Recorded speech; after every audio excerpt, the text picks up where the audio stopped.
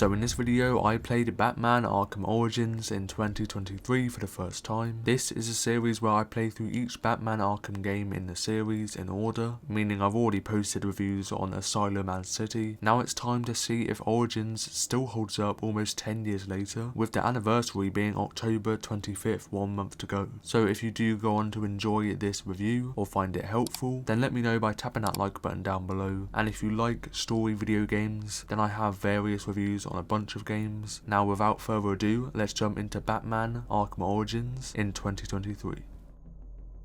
Now before I played this game and after reviewing the last two games, I'd heard that this game is probably the weakest in the series. That's not to say that it's bad, but if you had to order the games, the majority of players would probably put Origins at 4th. Now this game could have easily not happened. The only real reason was to break up the huge gap between City and Night, otherwise it would have been a fairly long wait for another Arkham game compared to the previous gaps between the games. It would have been a 4-year wait until we got Arkham Knight, therefore to split it up and follow the 2-year cycle, we were given Origins, and it's now taken me 10 years to finally play it. Though with this being said, and the biggest reason as to why most people would place this game at the bottom, the biggest focus at the time was Arkham Knight, which completely changed the franchise and was already on track to be the biggest game Rocksteady had worked on, so it was all in the hands of WB Games Montreal to create Origins with Rocksteady focusing on Arkham Knight. The voice actors are completely different for Batman and Joker, but just as good in my opinion and so iconic, that being the amazing duo of Roger Craig Smith and Troy Baker. God, what a combination. Two of the best voice actors ever. Also, the overall gameplay hasn't been drastically changed like Arkham Knight would go on to do, which is expected. Still not to say it's bad, but it seems people see this as more of a side game in the series. In terms of the gameplay, the previous two games were also very similar, and this gameplay formula and free flow combat follows on from them as you might expect, which is great as it is and will always be so fun and wild. With it being free flow, all the fights you take on can be so experimental and they never really become boring. It's still quite smooth but not quite as much as before, with less forgiving lock-ons and random moves that you didn't actually perform. Just like before, rather than overhauling the combat, we instead have new features added like new and varied enemy types, which make you think a bit more in combat, where not all the enemies will be as easy or straightforward to take down and require certain moves or timings because of the variety in speed, attacking or defending style, meaning some are more prone to aspects more than others, and adds that challenge which some may like as it switches up the pace, especially in giant groups you take on. So it isn't just a ton of button mashing, and you can upgrade your skills and armor just like usual in the skill tree system, meaning there's a huge variety in moves and takedowns to unlock as you progress through the game, so that Batman becomes stronger the more you play, which helps with that range of combat and immersion of the game, so it doesn't always feel the same. Though even without the skill tree system, the idea of free-flowing combat is always varied anyway, and this just fully upgrades it, as well as new gadgets like usual, where it seems like that system is completely stripped away when using the new shock gloves, as it doesn't matter what enemy type it is, the gloves are way too overpowered, and the enemies just stand no chance at all at blocking the strikes. I'm aware you don't have to wear them, and some players may love that easy playing style, but most people tend to sort of stray away from them, as there ends up being not much variety anymore and way less tactical gameplay, as well as some smaller ones that aren't anything crazy, which as mentioned is a common theme in this game, so I'm not going to go too harsh or in depth. There's the concussion detonator, which has been seen in a similar way before, where the enemies you use it on will start attacking their allies. It's pretty much the same thing. That goes with the new glue grenade that follows the same principle as the freeze grenade in City, so it's near enough the same, which is why this review of the gameplay is probably the least in depth in the series. It just seems like they've altered a few things and reskinned previous items, and this was partially followed in the other games, but they just build upon what's already there, with small features tweaked or added, and yet again there's no real improvement in stealth. Though I like how they've implemented it into the game and I enjoy doing it, it just seems like it's been the exact same for the last 3 games, with no huge variety in takedowns or integration of objects or environment, and if they didn't add anything to it in the games before, then Origins is of course no different, because as I mentioned, there's it's less focused on this game in comparison. You can unlock new animations and takedowns, which was cool, but that's really about it. Luckily it's smooth to perform and always satisfying to do, but I just hope they really add to it in Arkham Knight, which I'm sure they will. There's still the running theme of analysing and detective missions, which are always a good feature to have, and does slow down the pace of the game compared to that fast free flow combat, and I do like it. Once again, it would be nice to see a bit more and a change from the previous games in this game. It's near enough the same. It's quite common in this game where it just seems like the same missions that become a bit repetitive now and then. The same with the quote unquote new items and stealth combat, unfortunately. Coming off from City, as I mentioned in my review, the boss fights are really improved in that game and so unique. Bearing in mind that this game is seen as more of a side game, the boss fights are really up there, and it's one of the aspects that make this game its own. I'd honestly say that they're much better than Asylum and almost on par with City. It might just be taken down slightly due to the ease of most of them, but either way it still always grips you into them, and they did an incredible job at making the boss you're fighting a big deal rather than just no thought put into them. I think the overall visuals also help a lot with this, and I just can't wait to see what Night looks like. On the topic of visuals, the game actually has the setting of Gotham, which we of course haven't had yet, and another reason as to why, although this game wasn't heavily focused as the big game compared to them working on Night, it still does hold that uniqueness in many ways. I'm aware that the Asylum and City were technically in Gotham, though they were much smaller and run down areas that still matched the vibe of the game, but having to finally explore this whole Gotham area and having the whole place as the base setting was really cool, and it being set in winter and Christmas with snow for a good majority made it even better, though maybe it wasn't so much of a good idea if they aren't going to put that much thought into it. Overall, there were many lackluster areas that become quite boring, even though it's meant to be Gotham, which is one of the best and iconic fictional areas ever. Down to the detail of the streets, the distribution of enemies, it just seems a bit underwhelming, and I'm sure Arkham Knight will make it a lot more immersive and make this setting look like nothing compared to that game. But once again, I keep mentioning it, it is technically a side game.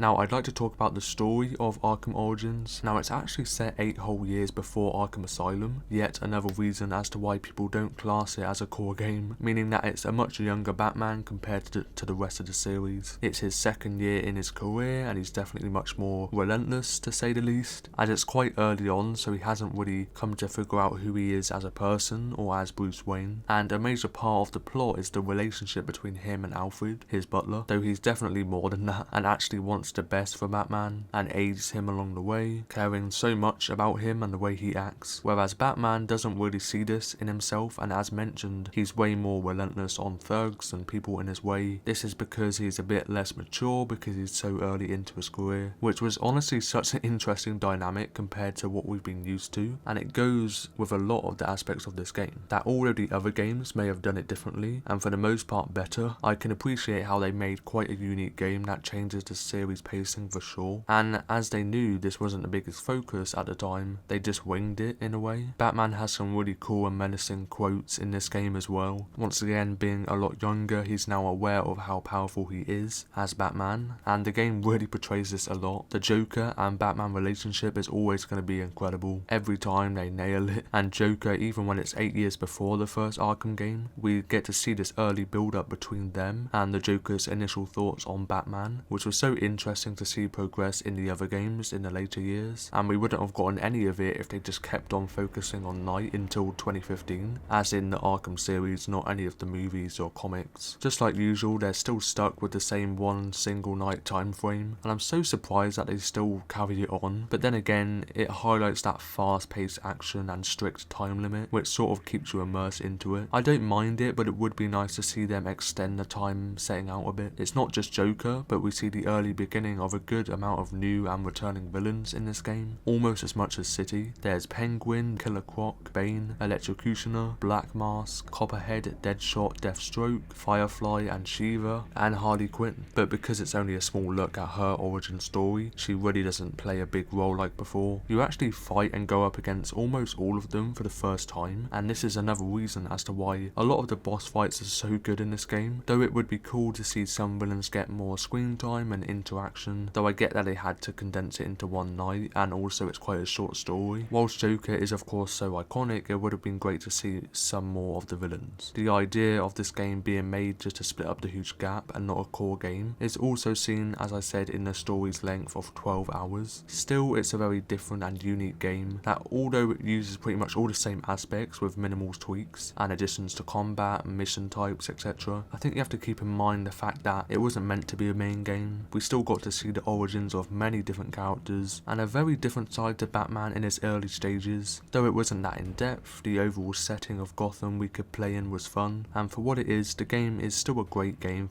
by itself, and although it may be bottom in terms of the Arkham series for all the reasons I mentioned, I wouldn't say it's a giant downgrade and nowhere near the same level. For sure it holds up almost just as well as the rest. I'm also sure that some players will love it and maybe enjoy it more because it was so different, but then follows the same base gameplay formula. With that being said, if you did enjoy this review, then let me know by tapping that like button down below, and if you enjoy story video games, then that's what this channel is all about, with an array of videos on various games that you might like. There's a playlist of a series I've done in the description down below, and thank you so much for watching until the very end. Now this does mean that Arkham Knight will be up next, and that's of course the final game in the Arkham series. Until then, bye bye.